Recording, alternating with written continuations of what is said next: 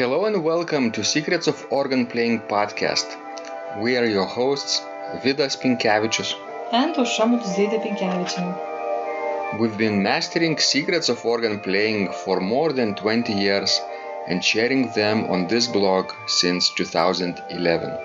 On this show, which we create from our home in Vilnius, Lithuania, we strive to help you grow in every area of organ playing, including practice, technique, repertoire, sight reading, hymn playing, improvisation, composition, music theory, harmony, and many others. Our hope is to help you become a complete musician, or what we call as total organist, a program which we have created to help you reach your dreams faster than you would do on your own. If you are new here, we invite you to subscribe to receive free updates of this blog at organduo.lt. By subscribing, you will also receive free video how to master any organ composition and 10-day organ playing mini course. And now let's go to the podcast for today. Hi guys, this is Vidas. And Aušra. Let's start episode 254 of Secrets of Organ Playing podcast. This question was sent by Jean from jeanrobertson.com and Steve from organbench.com. They want to know how to find people who are interested in your music. That's a difficult question, right, Aušra? Yes, that's a very difficult question. Imagine these organists are also composers, right?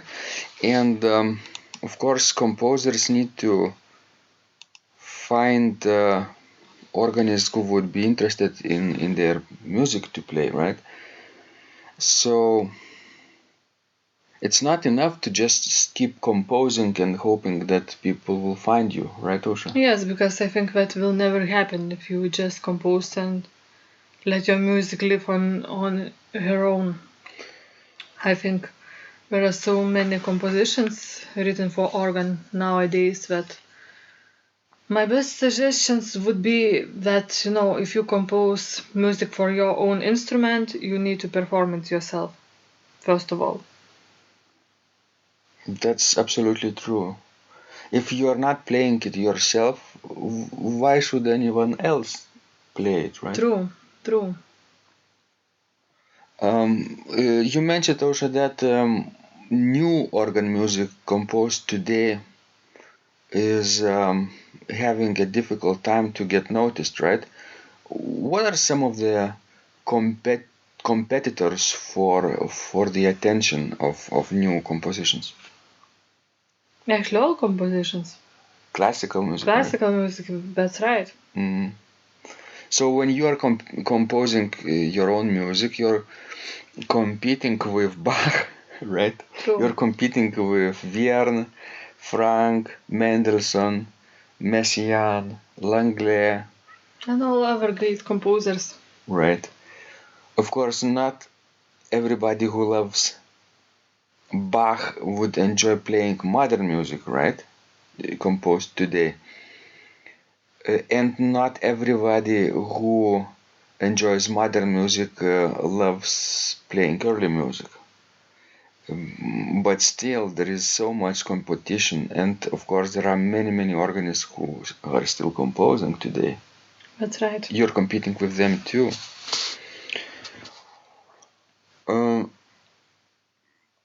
I also would add that you need to share more. In comparison to other organists, look at how people are creating. Somebody is creating music and then sharing the composition on social media, for example. I think that's not necessarily the only way. If you are sharing the complete piece, then you are sharing the result. I think your future audience might be interested to see what's your compositional process might be.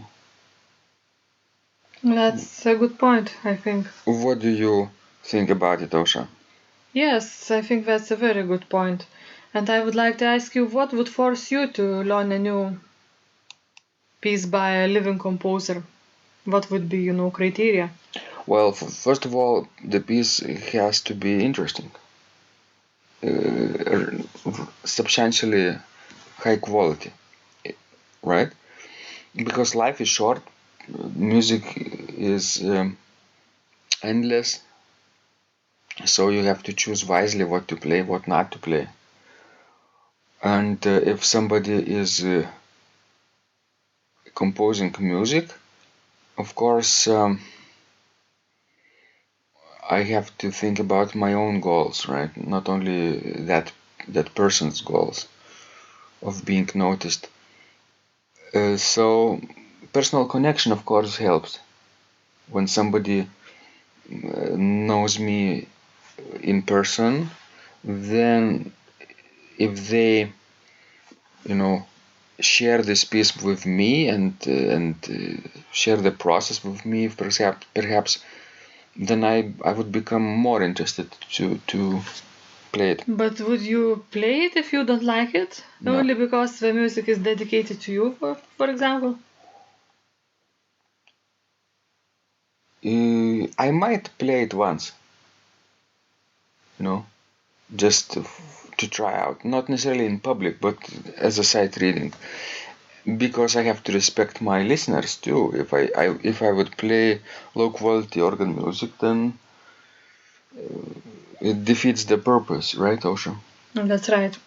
So I hope that people who start to compose organ music, I hope we don't have very high expectations that everybody will be, playing their music at the earliest convenience. Because I think this is not a good reason to start composing organ music. I think you need to compose it if you have that inner feeling that you must compose it. It- But the result of somebody playing it should not be your goal. That's what I think. And also, Osha, you have to think about the other thing. If you can not compose, I think you should not compose. If you can live without composing, why bother then, right? True. If you feel that it's your like destiny, like calling, then go ahead and compose, and actually it will not matter to you if anyone notices you at first or not. That's right. That's what I'm thinking, about art in general. And look at paintings, at painters, at writers. Writers usually start writing their novels and other works well before somebody notices them and writes 5, 10, or even 20 years before anyone sees them and decides to read them on a large scale, right? They might get published earlier than that. And today you can self-publish yourself, your own organ music too. You can sell your own organ music on your own website, for example, or on Sheet Music Plus platform. They take a little bit of cut from your revenue, but they also provide some marketing tools too. But you still have to find your audience, Osha. That's right. And think about, early ages too. Right now we only mention a few names because they were, the best of their time, like G.S. Bach, yes. Mm-hmm. And I don't think his compositions were so popular when he was alive. I think all his fame came later on. So, but look at the other composers that surrounded Bach. Almost nobody knows their names. And the same with all the great composers. You're right, Osha. And look at Bach. If you really take his example, then we could behave this in the same way too. For example, when he was working in Leipzig, right? He kept composing his cantatas for 5 years in a row. It wasn't like a published composition. It wasn't like distributed Europe-wide, to other musicians to perform, to other churches to perform. No, it was just in his circle. And you don't need to compose cantatas, of course, but if you work at church, if you're an organist and keep composing, you could actually keep performing your own music on a weekly basis. That's right. That would be, a very good idea with this. And you could, share your music every week. And, if people would like it, if you would like it, later on maybe you could publish it, because I think there are so many, editors that would like to publish, church music, service music, in the States especially. That's right, and don't forget to record your own performances and practices too. It's good to share your process too, how you are learning this piece. Even you can talk about it. You can write a blog about your compositional process. You can even live cast, or what's that word? Live stream videos of yourself composing, on the screen. I've done that in the past. Yes, I think actually that composing something is easier than, to get your piece popular. Yes. At first, people don't care at all, right? Then they will start to notice you, but they might laugh at you, right? At first, they don't recognize the value of your composition. But if you keep persistently composing and sharing your art, then they start noticing sooner or later. It's like an avalanche from the mountain. But that's the trick. You have to go over that dip and persevere for several years at least. That's right. That's the difficult part. Composing is more or less doable for everyone, but keep producing on a regular basis without expectation of being noticed. That's the tricky part, that not everyone is capable. But I hope people who are listening to this and considering seriously, they can decide if this is what they are born to do. That's right. Thank you guys, this was Vidas. And Ausra. Please send us more of the questions, we love helping you grow.